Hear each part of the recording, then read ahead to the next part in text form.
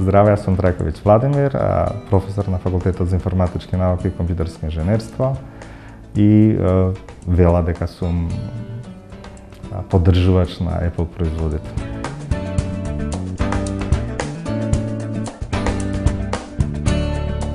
Првиот компјутер од Apple кој што го имам беше iBook. Тоа е еден интересен лаптоп, беше специфичен заради тоа што имаше вградена дршка, што беше чудно и направи револуција во дизајнот во тоа време. Тој го купив пред некои 20 години и се служев со него неколку години. Тоа беше во времето кога уште компјутерите со персоналните компјутери не сакаат толку многу да се работуваат, беше интересно да се набават фонтови на македонски и беше интересно да се прават програми за тоа време. Потоа ја користев опремата од Apple редовно. Некако по поголем обем се вратив кога се појавија iPhone и кога се појавија iPad. Секоја втора генерација iPhone, iPad ги купувам, исто така моментов имам Air, Apple Air, така сега, потоа Mac Mini кој што го користам како медија центар, PowerBook кој што го користам за сериозна работа и работам со голем број на компјутери кои што служат за развој на мобилни апликации за iOS оперативните системи. Кога пред, 4-5 години се двоумев што да правам, како да правам, го земав тогаш ја земав од првата генерација на Apple Air компјутер и реков нешто треба да инсталирам, го набавив софтверот, го спуштив софтверот, си направив сендвич, си направив шолја кафе, пошто очекував дека тоа ќе трае не знам колку време, почна процесот, се направив една голка кафе и софтверот беше инсталиран. Мислев дека е некоја грешка, малку се изнервирав, реков ајде да видам кој е сега проблемот, но немаше проблем, софтверот си работеше. И реков благодарам многу и од тогаш практично барем за домашни цели преферирам да користам таа технологија.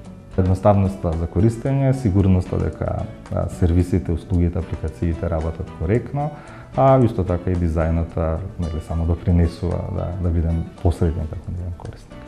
Најчесто го користам Apple Air поради тоа што е пренослив и поради тоа што можам да го користам на секаде, а јас голем дел од работата ја работам во движење.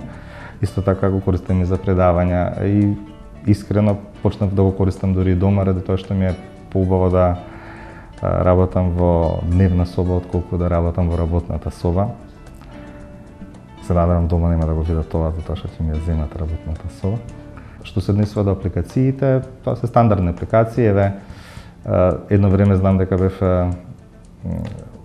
баш импресиониран од Flipboard, тоа е апликација за iPhone и за iPad, меѓутоа мислам дека се постои за Android околината. Тоа е практично прикажувач на агрегирана информација од различни избори, но со извадени реклами, со стандардизиран интерфејс и со интерфејс кој што наликува на нормален електронски весник. Меѓутоа, вие можете таму да ги гледате новостите од Facebook, од Twitter и од различни извори на информации кои што сами ги одредувате. macOS како оперативен систем е интересен кога ќе научите да го користите правилно. Јас знам дека пред неколку години имав голем проблем со тоа што не постои лесно пристапна фолдерска структура, со дека не научите дека не ви треба да имате фолдерска структура, дека со пребарувачот можете да најдете се што треба, што потоа влијае ако се враќате на некоја друга околина, ради тоа што веќе сте се размазиле и веќе сте заборавиле дека треба да си ги организирате документите, овде некако природно сами се наоѓаат на различен начин. Она што е друго интересно за самата платформа е тоа што нуди можности, например, кога работите различни презентации, нуди можност да не бидете оптоварени со технологијата околу вас, да, например, да инсталирате дупол екран или да сетирате тип на резолуција, туку едноставно само се приклучувате на видеобимот и зачудувачки, ама вистини тоа системот се работи. Може би поради природата на работата Keynote, меѓутоа не би рекол дека е таа единствена добра апликација. Она што е интересно, повеќе го преферирам Google Chrome отколку Safari пребарувачот, не знам зашто ми се чини дека е побрз. И главно ги користам сите стандардни апликации кои што постојат. Јас сум професор на факултет на кој што се изучуваат технолошки науки. Во принцип, моите студенти и јас по природата на нашето звање, на нашите студии, знаеме како да манипулираме со технологијата, но секогаш е добро кога технологијата обезбедува начин да си го заштедите непотребно изгубеното време, кое што ви треба за да манипулирате со неа. Во таа смисла сметам дека Apple технологијата е за чекор понапред од останатите, ради тоа што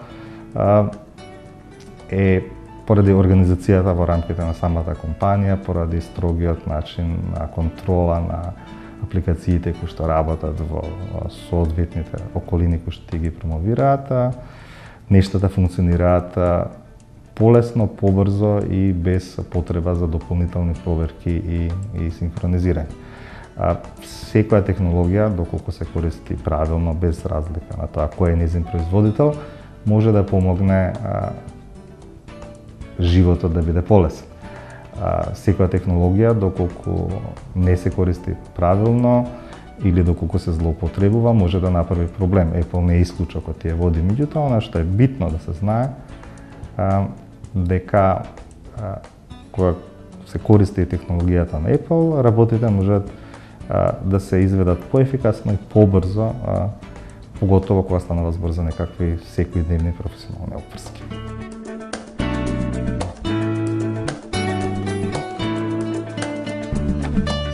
На Финк имаме лабораторија која што во моментов има 8 компјутери, Power Mac-ови, на кои што студенти работат како за развој на апликации за iOS решенија. Пошто од самото формирање на Финки, ние зацртавме една стратегија дека ќе обрнеме посебно внимание на развојот на мобилни решенија и на изучување на платформи за развој на мобилни решенија. Во тој процес, во рамките на еден од предметите, изучуваме развој на мобилни решенија за iOS платформата. И поради тоа успеавме за релативно брзо време да направиме една училница која што се состои само од такви машини. Но и пред да набавиме таа училница, благодарение на соработката со Дуна, го користевме нивниот простор и нивната опрема, за да нашите студенти понудиме да работат директно на iOS опремата, пошто веруваме дека најдобро се учи програмирање за iOS платформа доколку работиш на iOS платформа. Студентите во принцип сакаат да развиваат мобилни решенија, сакаат да работат на Apple платформата, таа им е интересна. Она што е побитно е дека гледано генерацијски наназад, сите студенти кои што го завршиле курсот и кои што оствариле реално практични искуства, успеа да најдат работа баш во таа област што е секако за пофолта. Она што го добиваме како фидбек од фирмите, пошто на овој факултет работиме со многу компании, ми кажува дека постои потреба. Ние лично познаваме барем 5 компании кои што работат само на iOS платформата, претежно работат за надворешниот пазар, и уште барем 4-5 компании кои што работат комбинирано мобилни решенија, вклучително и решенија за iOS.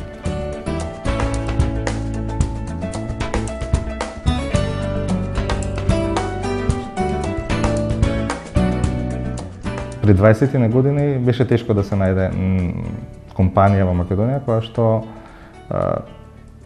импортира производи на Apple, односно, иако постоја две компании, тие има релативно мало портфолио на продукти кои што ги нудат. Потоа, кога се појави Дуна, одликата на Дуна беше што го нудеше целото портфолио на продукти на на Apple, па човек може да избере тоа што му треба, тоа што му одговара. Денеска Дуна веќе има сериозно искуство и доволен број на години позади себе, па искусна и во поддршката за Apple продуктите и во можноста за да се воспостави активна соработка на партнерски основи.